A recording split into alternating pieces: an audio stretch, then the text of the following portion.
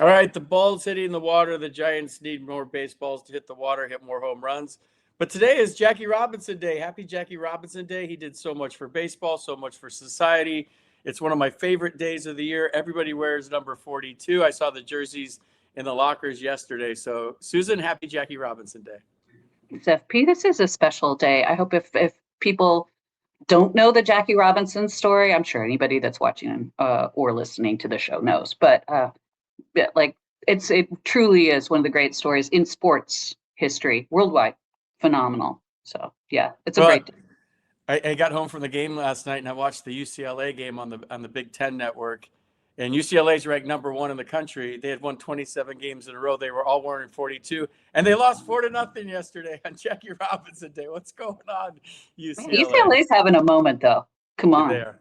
They Yeah. are. Well, we got to get to the Giants. They lost 2-1 last night on a couple of solo home runs. Usually, solo home runs don't beat you.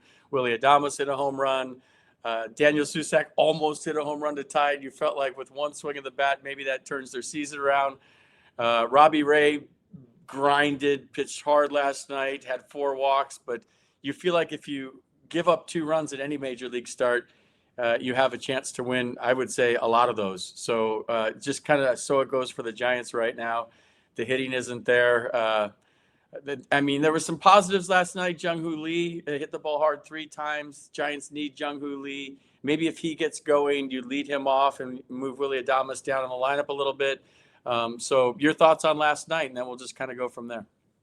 Yeah, I mean, and the second home run was really off of Robbie Ray, was really just an excellent piece of hitting. And he was like, kind of, Robbie Ray was almost like not an accident that he hit it. He's like, he hit it just right. But that pitch was like, here. So, that's probably, we're a listening medium for a lot of people. High, it was a very high fastball. So, and he took it the other way. It was just phenomenal hitting. And obviously he's off to a nice start to the season. So, which the Giants need some of that. The Giants need some power. They need some guys hitting the ball out. Willie Adames, great. Get some guys on base maybe. And they need Rafael Devers to heat up. That is the main thing for me. And I think we'll probably talk a little bit more about Devers later in the show. But they need all their power guys to, like, Ramos isn't doing a lot. Chapman's not doing a lot. It's Willie Adames among the guys that are sort of 30 homer potential guys. It's Willie Adames is carrying a heavy load, and he's batting leadoff. So, if he does something early in the game, there aren't going to be guys on base anyway. Yeah, I mean, it's tough right now, but there's a lot of games to be played. They're not playing good baseball. They're not swinging the bats. It seems like they're finding ways to lose games right now, and we can dive into the numbers, but the one that stands out to me the very most is the least amount of walks in baseball, and they went 23 innings between walks. Willie Adames led off the game in Baltimore with a walk on Saturday, and then Devers had a 4-pitch walk, I think, in the 8th inning yesterday, and that was their first walk. And to me, it's an approach thing. And I'm going to go on a little tangent here, that it's not about being patient. It's about being patiently aggressive, to where when I played for the Oakland A's, Billy Beane's philosophy wasn't try for a walk. It was there's 2 counts to hit in. There's 2 strikes and less than 2 strikes. And why would you swing at anything with less than 2 strikes and exactly what you're looking for? So Billy didn't care if the A's swung at the first pitch, which the Giants are doing a lot of. They're swinging at the first pitch to weak contact. And so it's not about swinging at the first pitch or not swinging about the first pitch. It's about swinging at your pitch. So with less than 2 strikes, you're looking for 1 pitch in 1 spot, and you're getting off your A swing. And if it's not there, you just take it. So while I don't think the Giants should be more patient, I think they should be more selective. And when you're more selective, you go deeper into counts. You run the opposing starting pitcher's pitch count up, and then maybe you get into the bullpen with a lesser pitcher, which in today's game, I don't even know if that's the case. But they need more base runners. They need a better on-base percentage. They need to grind out some at-bats, in my opinion, and to get to some 3-2 counts, and to work a walk, and to pass the baton, and to keep the line moving. In spring training, doing all those games I did, we were super excited about how the Giants were aggressive in the count. They were leading the Cactus League in hitting, but now they're aggressive in the count when it matters, where pitchers are more dialed in, and they're taking advantage of the Giants' aggressiveness. So you're not seeing a lot of walks. So we can talk about the lack of home runs, the lack of runs scored, but to me, it's all a byproduct of not taking your walks. And for a guy that walked a lot in his career, I think it comes down to not being afraid to hit with 2 strikes. If you're a hitter like Luis Arraez who doesn't care about 2 strikes, then you're not afraid to get into an at-bat, to see a lot of pitches. I used to sacrifice my first at-bat as a leadoff hitter by trying to see every single pitch the guy had in the arsenal, so that when I came up my second time, there was no surprises. If I swing at the first pitch and I let off a lot, then I come up the next time and I haven't seen his slider, I haven't seen his curveball, I haven't seen his changeup, and there might be runners on second and third with 1 out my second time when I have a chance to drive in a couple of runs or at least pick up a run from third, and I'm still kind of in the dark about what this guy has. I can talk to guys on the bench about what he has, but seeing it for myself is huge. So I was a guy that I felt like every at-bat in my career was a 3-2 count. And I like to go deep into counts. So I like to try to work a walk, or I like to try to get on base. And I think maybe an adjustment in approach for this team where they do start to get into some at-bats. Even if they make an out, then they come up their second time with better knowledge of what that guy has on that given day. So this whole thing stems for me. The power numbers will go up if you get deep into counts. The walks will go up if you get deep into counts. The runs will go up if you get deep into counts. And you just try to get on base any way you can. Yeah, you are not wrong about any of that. I have a few thoughts. Look, the Giants, the disparity between the Giants and some of the other teams it's not even 3 weeks into the season. The Giants have a total of, 34 walks. The Angels have the most walks in the majors. They've got 86 in a similar amount of games. And they've started going off too. They're hitting home runs like crazy. These things are connected. You get guys on base. I mean, this is basic stuff, right? You get guys on base, you put more pressure on the pitcher, all that good stuff. It leads to more offense. What I think we're seeing from the Giants, and I asked Tony Vitello about this last night, where the whole post-game conversation was about the Giants' lack of power and I mean, I think he's probably getting tired of talking about the offense. We're probably all tired of talking about the offense, but he keeps going to the try hard thing. And I do think we're seeing that, especially with the power guys. And that means sometimes you're jumpy, you're swinging early in that count. They're understandable, but you're exactly right. You need to be more, an Arraez type and be fine hitting with 2 strikes. Now, I will say you're looking at the Giants walk leaders. I mean, it's funny to even say that because nobody's got more than 5. But typically, Arraez walks a little more. He's got 4. Elliot Ramos is a guy who can draw a walk here and there. He's got 2. So along with not hitting balls out, he's not getting on base really, period. So some of these guys really need to start having better at bats. That's kind of all there is to it. I remember last year, a lot of people were saying, like, why is he taking that first pitch right down the middle swing? And they were taking a lot of pitches and a lot of strikes last year, but there's a happy medium, I think, between what's going on right now. And it might be that they're all trying to do it themselves. And that's what generally happens when a team's struggling. When you're going well, you're like, okay, well, the guy behind me is going good. I can pass a baton with him, take my walk here. He's going to get the job done.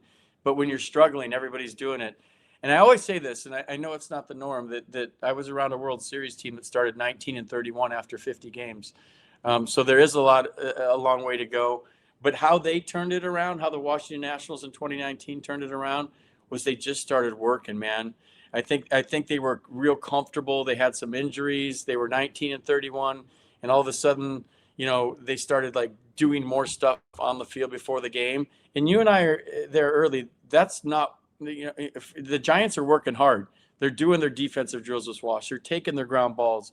They're hitting early. They're bunting early. They're in the cage.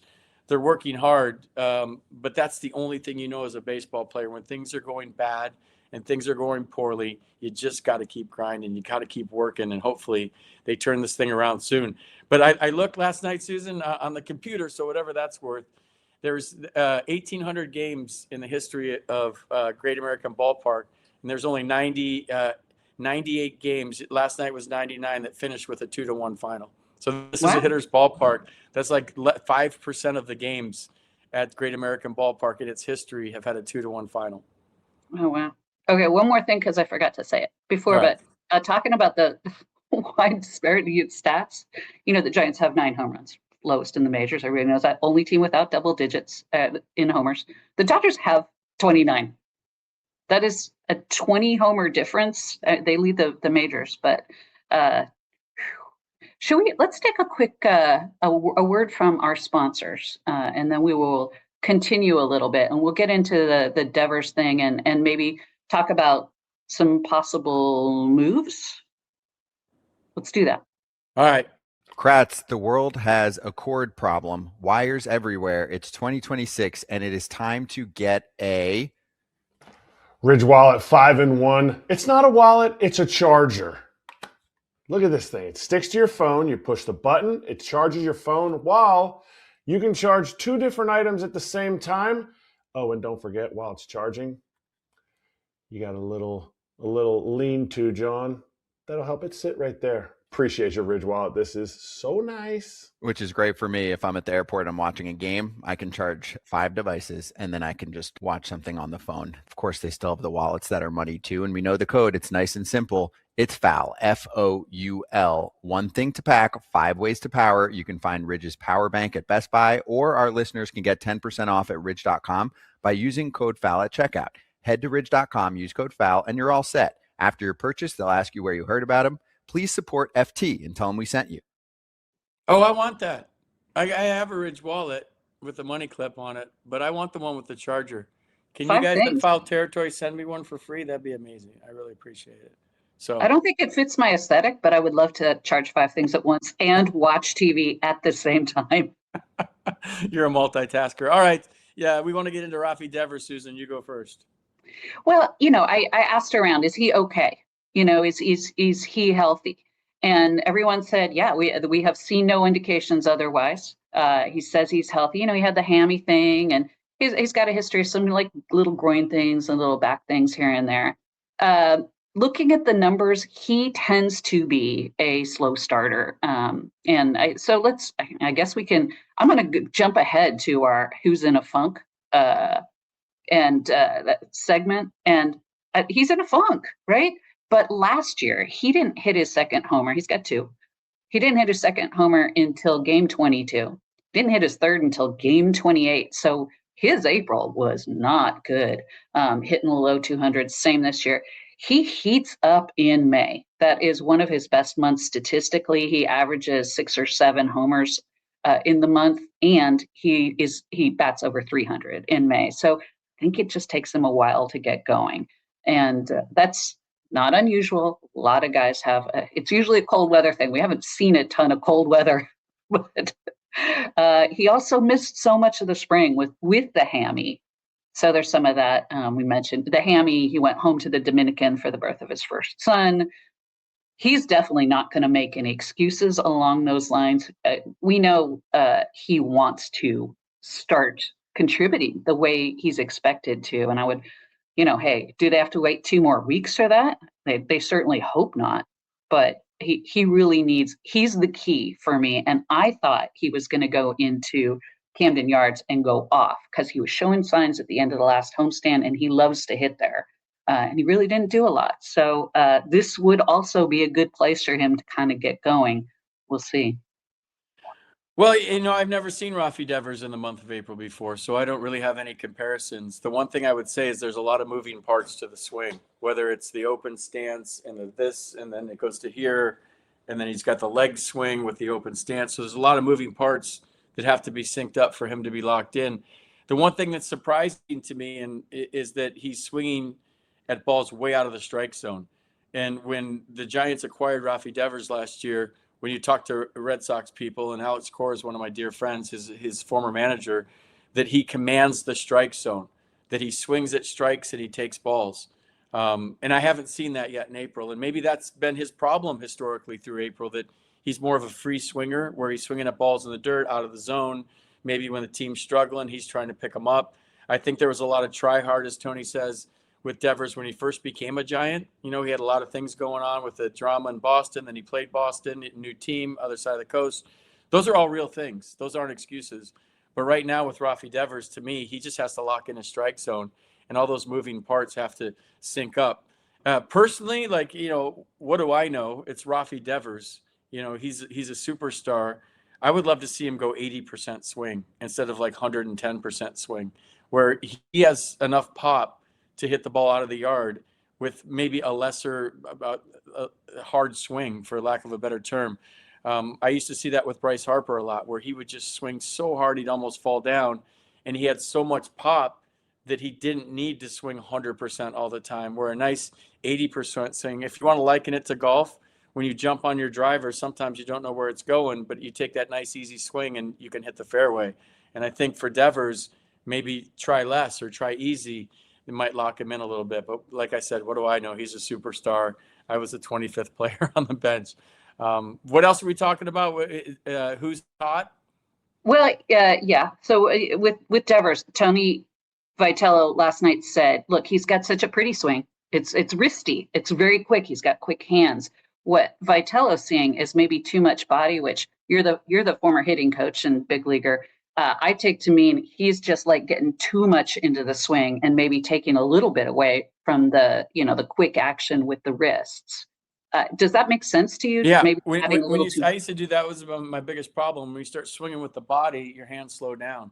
Where if you keep your body still, your hands are more free, and then your hands could go outside, inside, wherever they need to go. But if your body gets in the way, it definitely slows down your swing, and you start to get really rotational with your upper half, and you pull off things. And there's this old saying, trust your hands. It's easy to say when a guy's throwing 100, where I'm just going to sit here and trust my hands. But I think Luis Arraez is a great example of somebody that trusts his hands. There's not a lot of body in his swing. He's spread out. He's super still. And he just goes boom with his hands. And you watch him on the on-deck circle, and his practice swings are like boom. And he just does that. He doesn't really even swing. He just like, that's his first move. And he'll do it with his left hand with the bat, like this on the on-deck circle. Then he'll do it with his right hand like that. And that's his swing. He just sits there and goes boom. And he had 3 hits last night. And he's been fantastic at second base for the Giants so far.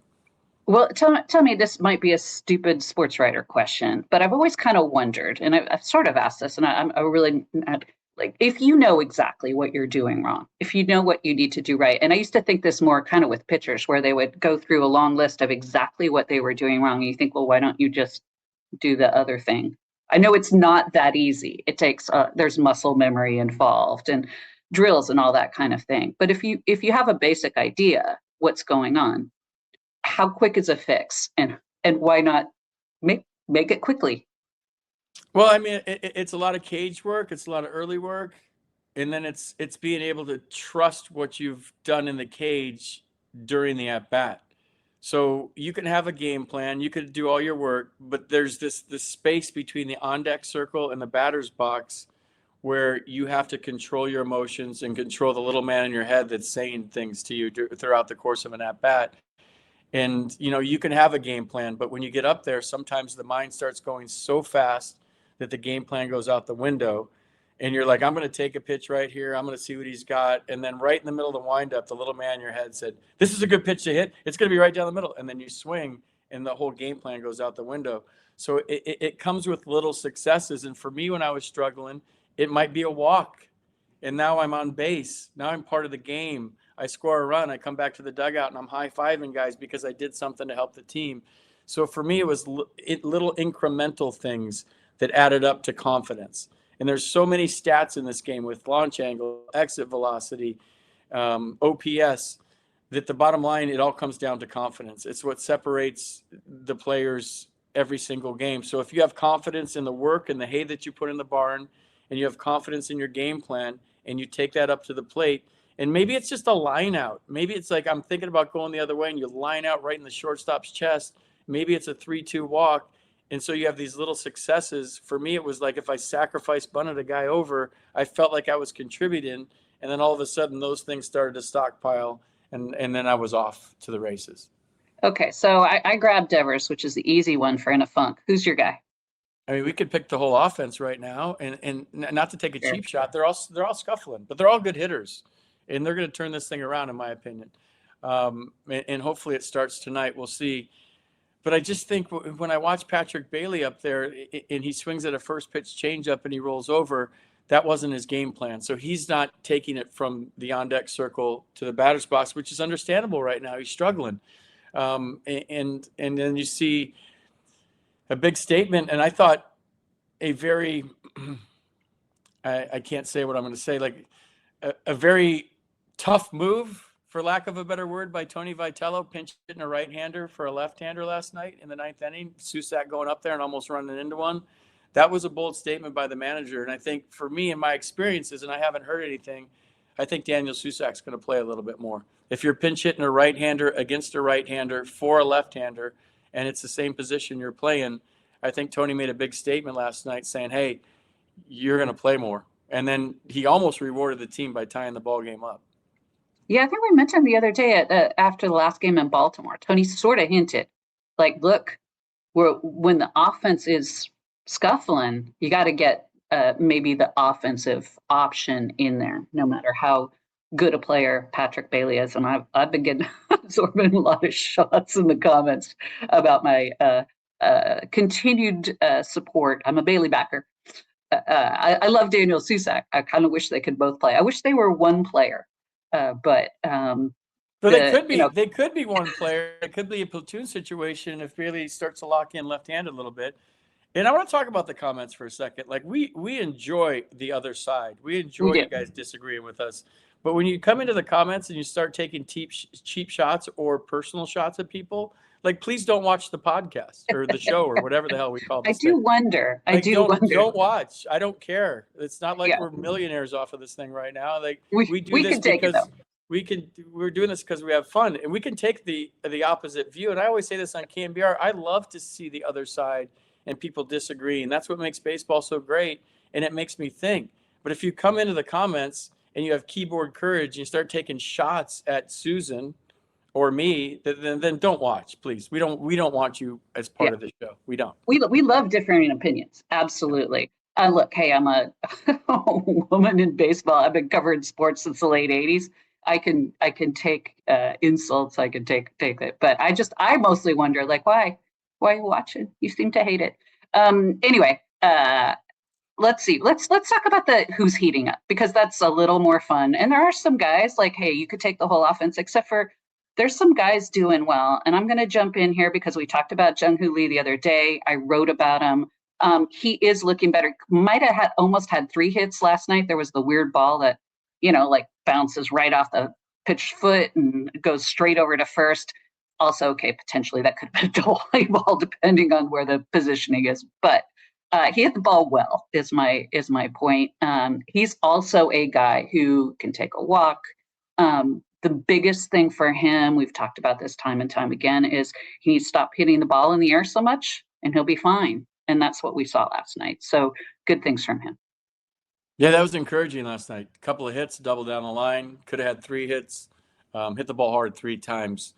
And then maybe, I think I said this already, think about leading him off and putting Willie in a higher leverage position in the lineup. If Jung-Hoo Lee's going well, he could be your leadoff hitter. Love it. I could go with Willie, but I have such a man crush on Luis Arraez right now. That coming off the bench, he took a day off. His wrist is jacked up, and he throws out 3 líneas last night. Gets 3 hits. He's playing. He made the diving play. He started a double play and a nifty play. He's turning the double play as quick as anybody I've seen. So there's a lot of question about his defense. And I don't think it's hyperbole to say that he's played Gold Glove second base so far this year. I know it's early in the season and it's a small sample size, but if we're going to freak out about things on the other side in a small sample size, I think I'm in my rights to freak out about him at second base with Gold Glove quality defense. The diving play he made last night, and then he protected his wrist as he rolled, smart. And just watch him when you go to a game. He's always bouncing around. He has high energy. He's intense. He plays every game like it's Game 7 of the World Series. He's leaving it all out there every night. And he wants to prove people wrong that said he can't play second base. He's putting in his work with Wash every day. He's busting his tail. When he takes infield and outfield, he's throwing the ball as hard as he can to every base. It's all game situation stuff for him. So he's done everything so far for this team.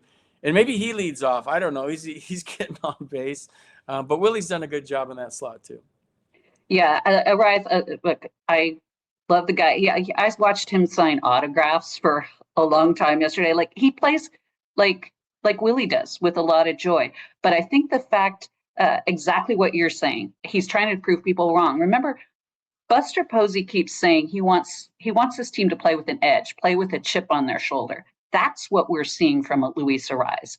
I'm not sure we're seeing that from other guys, and maybe that kind of attitude we're going to show people that typically works well. All those A's teams you were on, there was a lot of that. Like, okay, we're low payroll. We're just going to show people we're better than they are anyway. There's some of that. So use that. If you're in a funk or you feel like the fan base is turning on you or the media is turning on you, whatever, you can use that. So maybe a little bit more of that, and I think Arraez very much is showing that. Yeah, it's hard to argue against Arraez. I call that the FU mentality.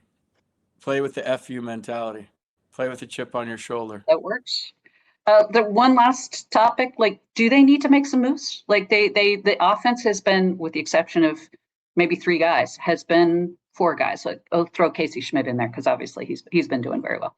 But I should have said him for heating up. All right, whatever. You can't take everybody. You can't say the whole offense is terrible and then take the whole team for heating. I love Casey. I think he's You're cheating. Awesome. Do they need to make some moves? If so, what? I don't think that they will necessarily, unless something happens like Harrison Bader goes on the IL, because that is a possibility. I think he's still not quite right with the hammy. It's sort of a chronic hammy thing, I think we could say at this point. He seems to go through this, a time or two every year. But if he goes on the IL, I think they would. But I suspect with most of their young players, I don't think they want to bring them up to sit, even with needing a left-hander on the bench. Well, I'm going to disagree with you here because I think when you're going poorly as a team, it's time to shake things up. And last night's a perfect example where you have a right-handed closer from the Reds and you're sending right-handed pinch hitters up to hit off the right-handed closer from the Reds. So I think they need some left-handed help. I don't know what they're going to do. It's not my position to say they should make a move right now. But generally speaking, in my experiences, when a team is scuffling, you bring up some guys that are performing in AAA, you even out your bench a little bit, and you shake things up. So I suspect there might be some as soon as today or tomorrow. Like, get some fresh blood up here, get some energy up here. Drew Gilbert comes to mind. Will Brennan comes to mind. Those two. I think you're not going to bring up Bryce Eldridge to sit on the bench, but if you got a couple of left-handed hitters that get on base, they're taking their walks, they're putting the ball in play, they play pretty good defense, that all of a sudden you start to balance out your bench a little bit more. You're not getting a lot of production from Elliott at the moment. Maybe you give him a breather and you get a left-handed bat out there. So I would say, in my experiences, been around the game a lot, at this point of year, if you're at where you're at, that it wouldn't hurt things to shake things up a little bit and bring some guys up from AAA. Yeah, Brennan is probably the guy that maybe fits. But well, first of all, he's in 392. That I would have thought that if they'd made a move, they would have brought somebody Monday, day off in the minors, travel day for, a day off for the Giants. That would have made sense. The River Cats have been at Tacoma and they've had 3 games rained out there. So guys have just kind of been sitting around. But Brennan is a guy who has more experience. He's got some time in the big leagues. It's not like he is a top 5 prospect kind of guy. If he comes up and is coming off the bench and he's left-handed, I think he'd be fine. So for me, he's probably the guy you would target in this instance. And if Bader isn't quite right, even if he doesn't go on the aisle, I don't hate this. I'm not sure who comes off the roster. Maybe Jared Oliva.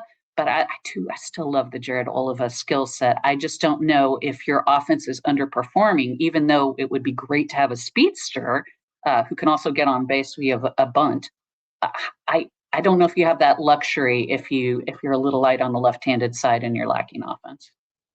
Wait, they need the psychopath that's a friend of the show, Drew Gilbert, up right now for his energy. He's got energy. I'm a fan. I hope I would love to see him Who is at the it? ballpark today. That would be super cool, but from a personal standpoint. So we'll see what happens. All right, that's good. We were supposed to do a short show today. We kept yapping, and now we did a long show today. I think the Wednesday shows, we're going to start cutting them down a little bit. But thanks to all. You say that. Thanks to everybody. We talk. Thanks to everybody for watching, listening, and subscribing, except for the jerks out there. You guys can find another Oh, show. stop. They're fine. I don't care. I really don't. All right, Susan, great job. I'll see you at the ballpark later on today. And like I say on the way out every single time, swing hard in case you hit it. I said that before Daniel Susak came up on the broadcast last night. I said, Daniel, swing hard in case you hit it. And he almost went out of the yard last night. So I might say it again when he starts tonight. All right, Susan, good job. We'll see you guys next show.